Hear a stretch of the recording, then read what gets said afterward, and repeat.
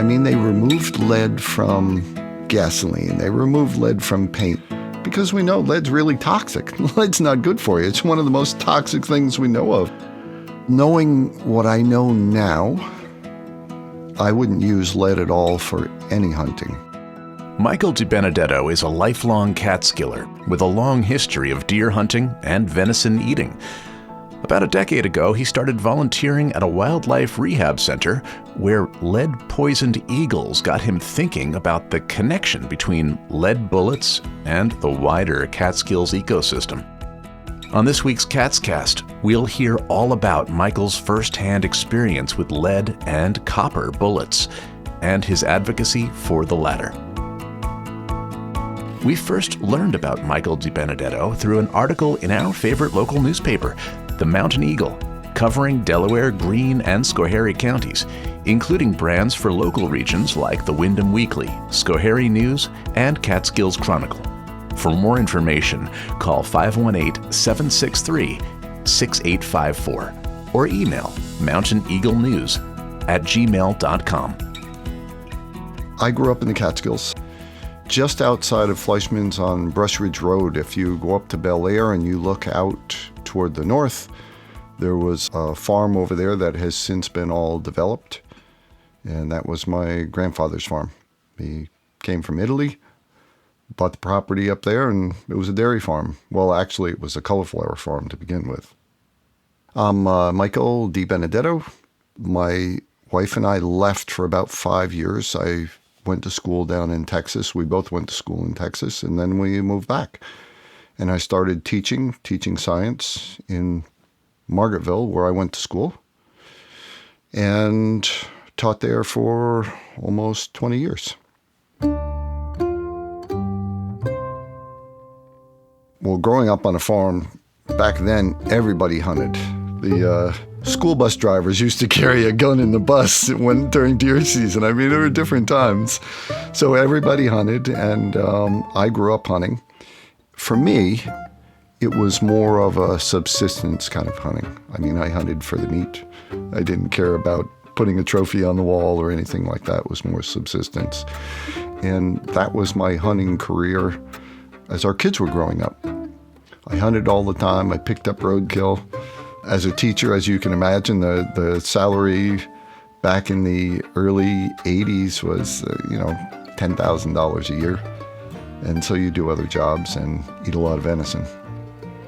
So my kids grew up on venison, and it wasn't until later on that I became a hunter safety instructor for DEC. In addition to hunter safety, you're also a volunteer for Wildlife Rehabilitation Center. Can you tell me about that? Yes. Friends of the Feathered and Furry is in Lexington, New York.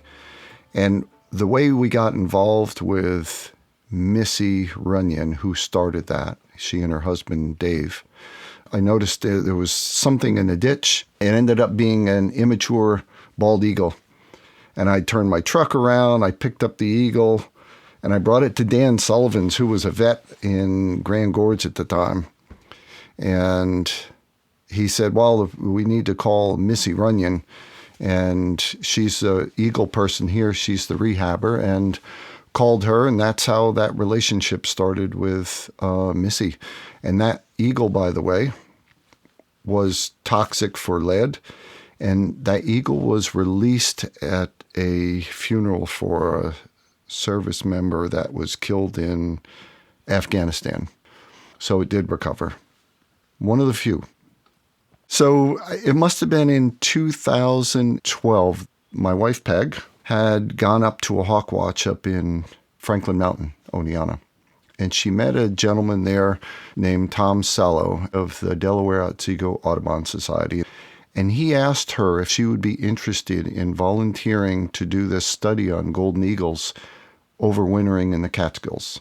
And it's part of a large program to monitor the migration routes of golden eagles on the eastern seaboard. What that involved is starting in December and running through middle of March, you'd go out and pick up roadkill deer, or any kind of roadkill really. And that roadkill was stockpiled as bait to attract the golden eagles. They're hunters, but also scavengers, and that bait attracted a lot of other wildlife too. Coyotes, fishers, mink, bears. We had a bear one time. It came in. It was the first time we had a bear. And we would have to stake the carcasses down because the coyotes would drag them off so they could eat them in private. So we would stake them down. But you couldn't stake down a carcass to keep a bear from taking it. We would have sometimes 10, 12 bald eagles feeding at the site at the same time. 20, 30, 40 ravens. And usually when the golden eagles came in, everybody would leave. They were pretty much the top predator there. Then you'd set up a trap. It was a net launcher. Catch the eagle, you band the eagle, and then you'd put a transmitter on the back of this eagle, a solar-powered transmitter, so they could monitor its movements and whatever. The first site that we used was near Andes in New York. And the golden eagle we caught, we named Maxine, and this particular female went down to southern Delaware County, down near Hancock. And she was down there for about 2 weeks in almost the same spot. And then the folks that were monitoring the transmitter got a hold of us and said something's wrong. They're solar powered and the batteries were going dead. So they thought that maybe she was on her back. Something was wrong. So Peg and I initially went down to look for this eagle. The farmer who owned the property where we thought the eagle was, he thought he had seen that golden eagle. And he said that just a week before there had been a bald eagle along the side of the road that he called DEC. And DEC came to pick up that eagle. And that eagle ended up going over to Missy Runyon in Lexington. Its lead levels were off the charts, off the scale that they use. So it was over 70 micrograms per deciliter of lead in the blood. And the eagle ended up dying. And this eagle, our very first golden eagle, ended up, we're pretty sure, dying of lead poisoning.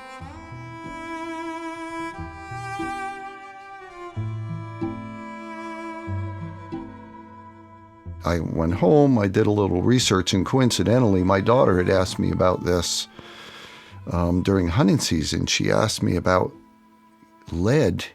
They eat a lot of venison, as she did growing up. And I said, I just can't imagine how that could be possible, that you would get lead in the venison. I mean, you cut around the wound channel, whatever. And well, as it turns out, the bullets are traveling 2,500 to 3,000 feet per second, 3 times the speed of sound.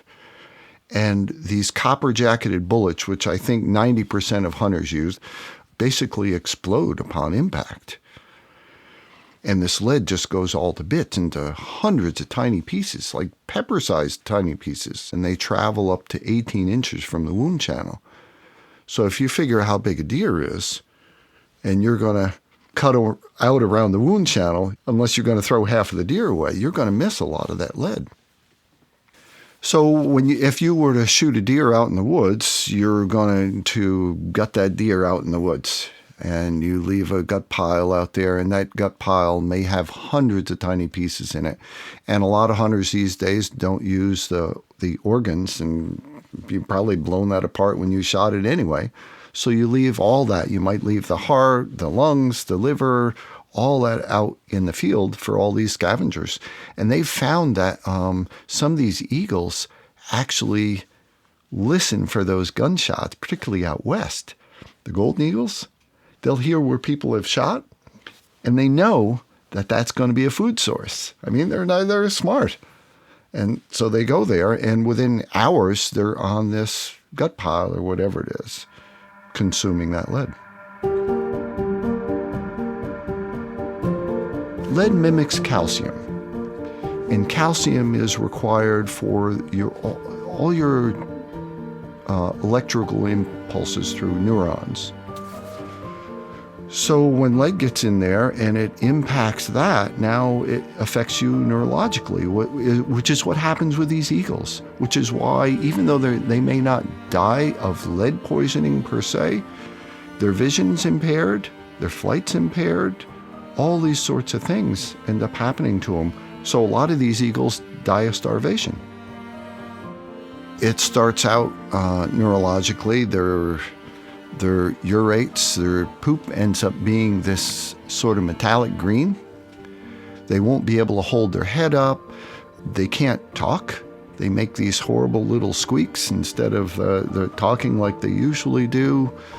Well, they starve to death basically because they can't hunt unless they can live off carcasses. Their final stages, they go into these seizures. Again, neurological problems, seizures that end up killing the bird, but it might take hours, days, weeks for a bird to die of lead poisoning. And it's a horrible death. If a lead-poisoned eagle makes it to a wildlife rehabilitator in time, a process called chelation is employed to help, well, get the lead out. So they go through a process called chelation, and you give it a chemical that binds with lead, and then they basically poop it out of their system. But that is really hard on the bird's kidneys. So you have to be careful about your chelation process. And one of the things that Missy had learned through so many eagles that she treated for lead poisoning is that you can't just chelate them and get them so that their blood levels are low and release them, which I think almost all rehabbers do.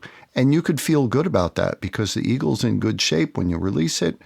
What Missy found out by one of the eagles that she had picked up, it was in Stamford, New York, and chelated it to get its lead levels down.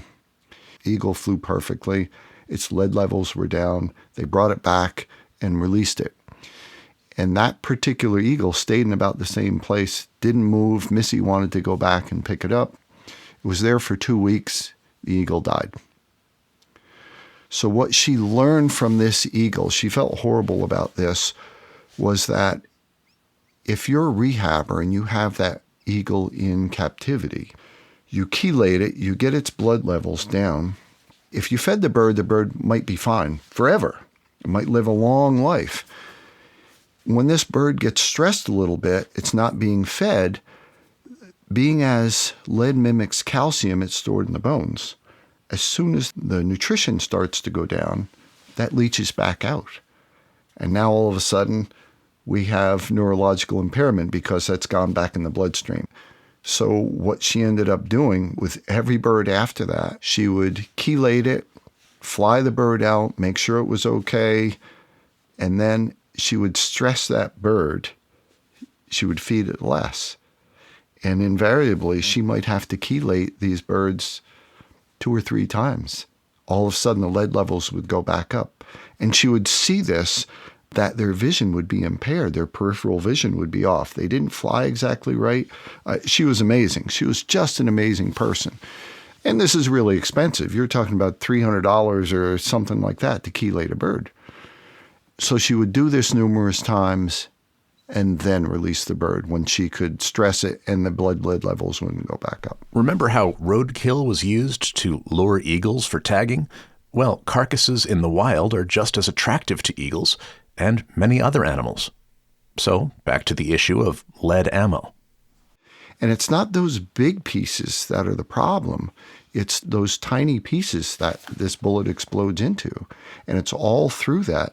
So you remember from biology class, all birds have crops and gizzards. They don't have a digestive system like we do. So you get a little bit of lead in there, and that lead stays in there. And it keeps getting ground up smaller and smaller, ends up being ingested. The other thing that raptors have, the acidity is very high. I mean, they have to break down all that hair and feathers and scales, bones, whatever they're eating. So the acidity in their digestive system is higher than ours, if you could imagine that. And lead breaks down with acids. That's why if you're going to eat your venison, don't cook it with wine or vinegar, because that acidity is going to break that down even more, and it's going to make it more soluble to be digested. In New York, the food pantries were giving out some 80,000 pounds of venison. They've tested venison in food pantries. Typically 15-20% of that comes back with lead. Why would you feed that to your family? After the break, we'll hear about Michael's own experimentation with lead and copper bullets and recommendations for hunters considering making the switch. Catscast is sponsored by the Central Catskills Chamber of Commerce, providing services to businesses, community organizations, and local governments in the Central Catskills region. Follow the Central Catskills Chamber of Commerce on Facebook and sign up for a weekly email of local events at centralcatskills.org. And by Briars and Brambles Books, the go-to independent book and gift store in the Catskills, located in Windham, New York, right next to the pharmacy, just steps away from the Windham Path. Open daily. For more information, visit briarsandbramblesbooks.com or call 518-750-8599. After I got thinking about lead and bullets, I decided to shoot some bullets because as a science teacher, and particularly as a person that learns visually, I wanted to see what was going on. I couldn't come and talk to you if you were a hunter and tell you not to use lead bullets if I wasn't shooting bullets and knowing what happens with them. And so Michael and wife Peg lined up a series of plastic jugs full of water and shot into them with lead and copper bullets. So at 100 yards, 5 1-gallon milk jugs with a 30-06. In the last jug, you will probably find what remains of that bullet that you shot in there. And you'll be shocked at the tiny amount, the copper skeleton that's left, a few big pieces, and there'll be literally hundreds of little pieces of lead. And you have to keep in mind that this is going through just water. If you're shooting a deer, you're going to more than likely be hitting a bone. And that bone is going to cause even more of these particles to go all over through your meat. So this particular round is a 270. It's a common round that hunters would use for shooting deer around here. And it was just shot into water. And if you look at that bullet, there's a copper skeleton that's left. All bullets are copper jacketed. You couldn't use just straight lead bullets. I mean, I guess if you were using a muzzle loader, you could. But then you would have to clean the bore out of your gun because it would leave pieces of lead in there when it was shot. So you'd have to clean that regularly. So they're all copper jacketed. And that copper jacket keeps that together. And when it hits something, that just goes all to bits. It explodes. And, hunters talk about spitting out the pieces of lead when you shoot something, there'd be the pellets. And I grew up doing that too. You couldn't do that with this. I mean, these are the size of flakes of pepper or something like that. And there's literally hundreds in this one bullet that was shot. Michael pulled out a small plastic container holding the many tiny fragments from one lead bullet. And like I said, just that one bullet's enough to be lethal to many eagles. Copper, on the other hand, it's actually called a monolithic bullet because it's made just of copper. And the copper was developed by Barnes. They didn't care about lead, but they wanted a bullet that was going to penetrate more. They wanted to develop a bullet to hunt big game in Africa. Think about the science of this and the physics of this. As this loses its mass, when it enters something, it's going to penetrate less. If you could keep it staying together, it's going to penetrate more. So that's what Barnes did. And their first bullets were not so good, and then they developed some that were, they're amazing. The copper bullets generally retained about 97% of their mass. And it might be just a little piece of copper that breaks off or something like that. The lead bullets that we're using like that, a lot of times some of them retained, 35% of their mass. And the rest was all lead in tiny, tiny pieces. And the irony of this whole thing with hunters is that not only is this safer in terms of health. But even if you say, I don't believe the health aspect, we've been doing this. I grew up, my grandpa was using lead bullets. I grew up on lead bullets. Even if you don't think about that, the copper kills more efficiently because it stays together and it's more accurate. Copper ammunition can be hard to find, though, supply chain disruptions being just one factor. And for hunters who grouse about the cost of copper, which can be significantly pricier than lead, Michael has this to say. Just before the pandemic, I could go into Walmart and buy non-lead Winchester ammunition for about $25 for a 20-round box. I could buy cheap Corlocks for about $19 a box. Not a huge difference. And now I've paid as much as $60, $70 a box for 20 rounds. As a hunter, how many bullets are you going to go through? 2, 3 bullets a year, maybe? Not very many if you're a good hunter. So you go through very few bullets. So even if the cost was $100 a box, somebody called me the other day. They were looking for 30-30 ammunition. 30-30 is very hard to find in non-lead. And I finally found some ammunition. It was $80 a box. But even at $80 a box will last you a few years anyway. Now, one of the things that we didn't talk about, and if there are any hunters listening to this, copper shoots different than lead does. And the reason it does is because it's usually a lighter round. Or if it's going to be the same weight, they're going to have to make that much longer. And because of the rifling in your barrel, it's going to shoot a little bit different. So you're going to have to sight in your gun with the copper rounds. So that's going to cost you a couple bullets on there, 2 or 3 bullets. You want to make sure it groups well. But in terms of the cost, you're talking about license fees, you're talking about clothing, you're talking about gas to drive to where you're going hunting, food. Most hunters are setting out multiple game cameras. They go up there many times a year. A lot of them are using scents to draw bucks in. I mean, there's so many things that are going to add to that cost of your total hunting experience that the ammunition is not the huge thing on there.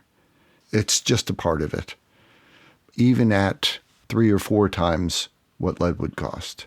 It's just not that big a deal.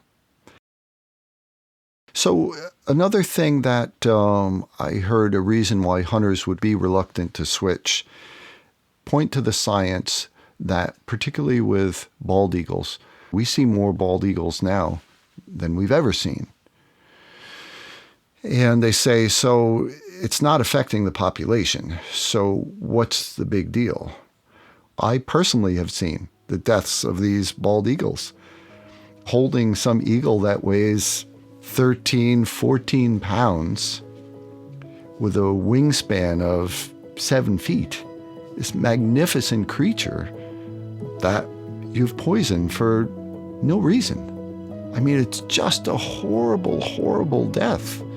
Knowing what I know now, I wouldn't use lead at all for any hunting. According to a study published in the journal Science, nearly half of all bald and golden eagles in North America suffer from lead poisoning. And eagles aren't alone.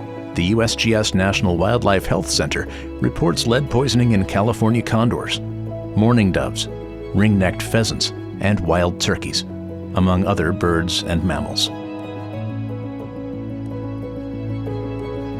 Catscast is a bi-weekly production of Silver Hollow Audio. Production intern Allison Aaron. Be sure to follow us on the podcast app of your choice. And if you'd like to contribute to the show, there's a button for that at catscast.com. I'm Brett Barry. Thanks for listening, and keep in touch.